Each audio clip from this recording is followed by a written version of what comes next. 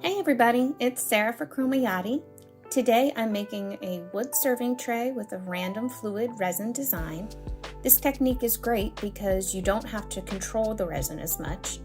I started by painting the bottom of the tray white. The beauty of resin is that it has transparency to it, but when it's poured on wood, oftentimes you can see the wood showing through. So I like to paint the wood first so that you don't see it. I started out mixing 6 ounces of resin, but did end up mixing another 4 ounces for the first part of this pour. I'm using a mix of powders here to color my resin. I'll link to all of those below, along with all the other supplies I'm using in this video. As always, when working with resin, please make sure to work in a well-ventilated area, wear gloves and a mask. I use non-toxic art resin, but when you heat resin, it does release fumes, and in general, it's just safer to wear a mask and protect yourself. I hope you enjoy the making of this piece.